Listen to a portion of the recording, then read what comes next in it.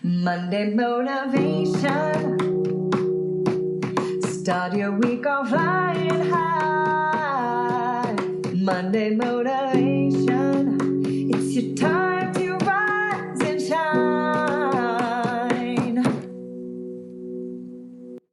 Hi guys, happy Monday. I'm so glad to be here back with you guys.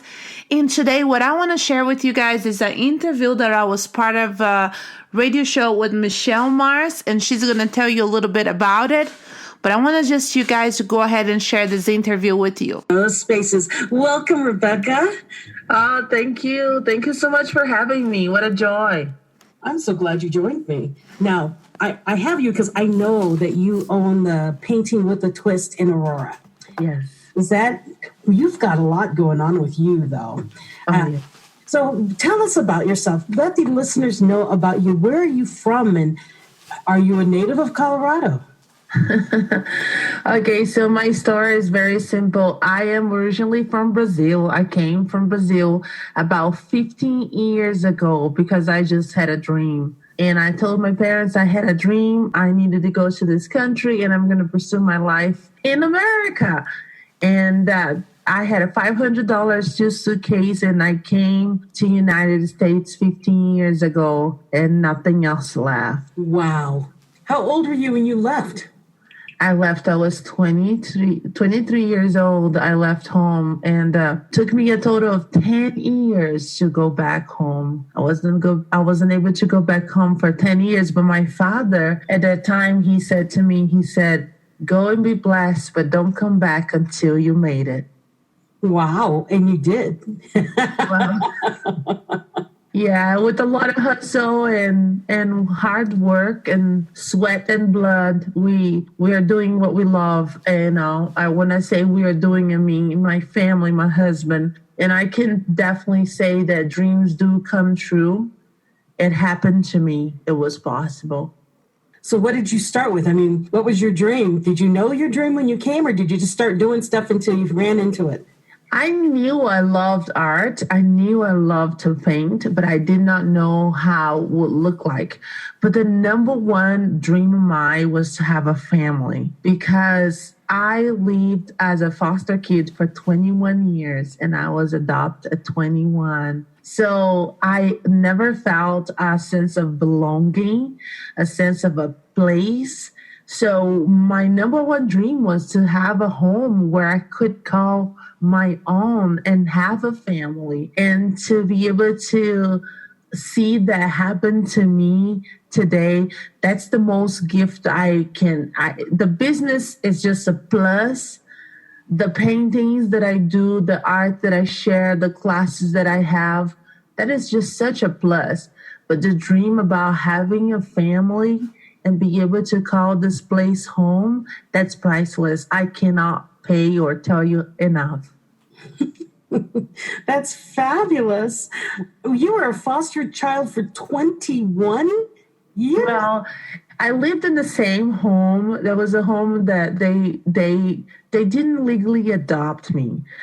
So I lived there, but they didn't know how to call me. So I had a huge problem with identity. First, because I was the only one that was dark skinned. I was dark skinned of a family of 4 kids and a parents, and everybody was very skinny and white. So I had a little situation because people would look at me and be like, who is this girl? What is she doing with you guys? And at that time, a few years ago, they didn't know how to say it, and they said, oh, well, this is Rebecca and she lives with us. So I was never introduced as this is Rebecca, my sister, or this is Rebecca, part of our family, or we adopt her. So for a long time, I didn't know who I was. I just knew that they were giving me a favor to let me stay. And I was very afraid that they would give me back to my birth mother or putting me away or something will happen. I was always very afraid that I would not have a place to stay. But in the meantime, I had a really happy childhood. I had a really great friends, and I'm very grateful for this family that took me in. Finally, when I turned 21, I And I asked them, I wanted to travel. I wanted to go outside of the country, but I didn't know how to go with my maiden name and not proving that I have a family and a way to travel. So I came to my adoptive parents and I said, hey guys, I know it's been 21 years, but do you guys mind just adopting me? I want to be adopted. Oh. They said, no, we don't mind at all. So I was adopted when I turned 21. That's fabulous. But this was also you could pursue your dream. Yes. So I could travel and show that I had a family, that I could travel and do things. And my adopted dad, he was very kind enough to say, I am raising you to go whatever you want to go, pursue whatever you want to pursue. I'm not raising you for Brazil or for here. I'm raising you to live up your dreams. Whatever it is that you want to do, go for it. That's why I'm raising you for. Wow, that's beautiful. He just opened the door for you and said, be you. Yes, that's exactly what happened. And what happened in Brazil is in my teenager years, I used to feel very alone because I didn't have any brothers or sisters my age. We had to just move out of the state.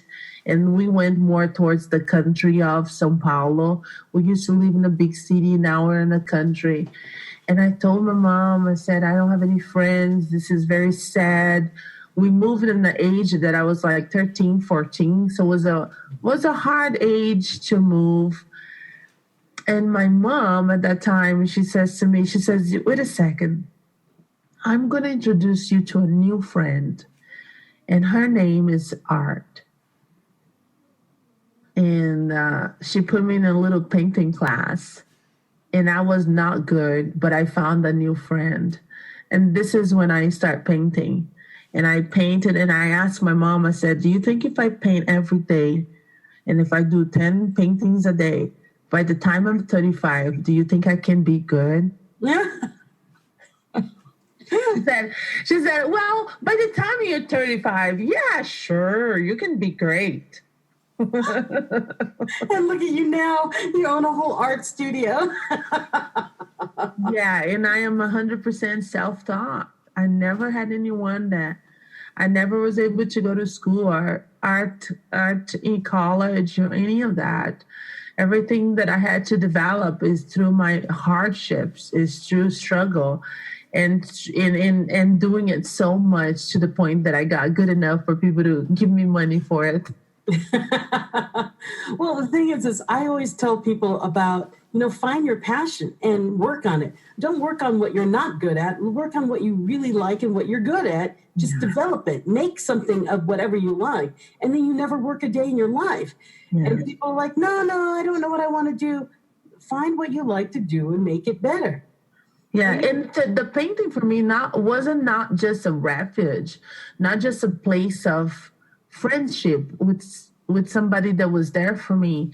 But the painting for me, when I started giving up paintings and I saw joy of people and I saw how they react, how they cry, how much it touches them, that kind of gave me a return. I was like, oh, that really blesses me that people really like it. So I just want to do it more. And I wanted to repeat because that feeling wasn't just the feeling of putting a paint out there and putting my vision. The feeling for me is what can I do for them to make them happy? How good can I do that flower to touch their heart? And that's how I started to develop as an artist. And that's with any profession. If you give more than you're taking, it pays back. It's a fulfilling thing. Yeah, it's not about you. It's always about them. It's about everyone. And you're right. And Michelle, I'm telling you right now, when I was growing up, my parents did not have the money to buy art supply. They didn't have the money to buy a lot of the things. I never painted it in canvas. after my 22nd birthday, I painted a canvas. But from the time I was 13 to the 22 years old, I never was able to afford a piece of canvas.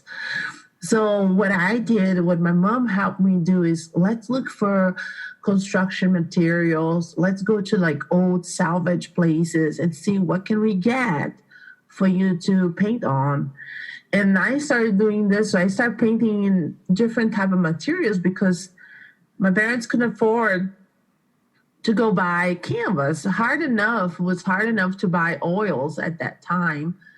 So we got whatever was in front of me, I was able to paint. And it's so interesting to look back now because now that my most media is the screen, I think about, wow, I felt like I was kind of like a poor kid, but also now I see I had a lot of resources.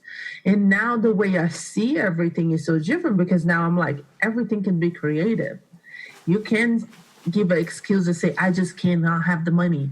You can go to Restart for Humanity and find thousands of things that you can do with that, Yeah, exciting. Find a way. You found a way. Mm-hmm. And well, like I think we've talked about it before in actually your podcast. You have a podcast. We talked about in your podcast that if there's a will, there's a way. Yeah. If you really want something, you'll find a way to do it. And you did. Absolutely. I wanted to. I remember being a little girl and I used to play like I was speaking English. And I used to be like, rah, rah, rah. I'm speaking English, rah, rah. I'm speaking English. And I thought to myself, I hope one day I can actually speak English. And today you can see I speak English and I'm an artist and I have a family. Things got restored, but it didn't start it perfect. It did not start it perfect. But listen to me. The thing is, it doesn't matter how you started, but matters how you end. That's really what matters. Yes. Keep going. Yeah. Keep trying. I have a quote that I wrote on my website because that for me it reflects a little bit of everything that I believe in it. The quote is, anything you believe in, you water, you feed it, you protect it, and you can change the world. Take a step forward and try something different. It might just change your life. Yeah, who said that? Rebeca Flott. Oh, yay! Yeah, I really believe that. So, I think that people trying to explain and trying to understand what was it that I believed is so hard. Why you believe it's so hard? Why you believed you could do this? Why you believed you could live in a different country? And to me, it's because there was nothing else left.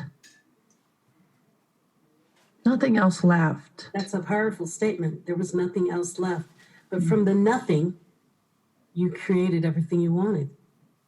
Yes. And you know what? I remember being a kid and we had like family members coming in. And I remember them telling my mom things like, why are you having to raise this girl? She's just going to give you trouble. You shouldn't do that. And I remember those statements. And I was thinking inside of my heart, no, that's not me. That's not who I am. And that's not who I'm going to be. And you better wait a second and you're going to watch it. You're going to watch me. All right, guys. So I know was a very long interview that Michelle Mars did with me. And I just wanted to share with you guys so you guys get to know me a little bit better.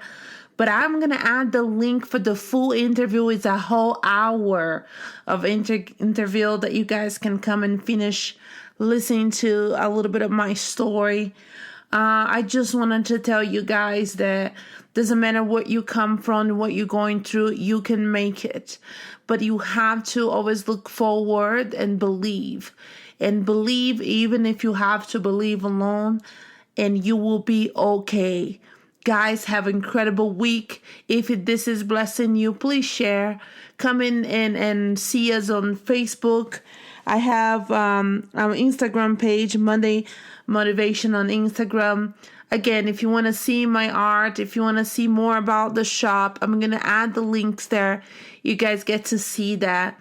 But also, if you want to if you want to send me your stories, if this touches you at some point, and if you want to share the stories, please come, write, share the stories. I would love to hear from you. You guys are such a good friend. Have a wonderful week. Happy Thanksgiving, guys. I'm so grateful for you. So very grateful. Happy Thanksgiving, guys.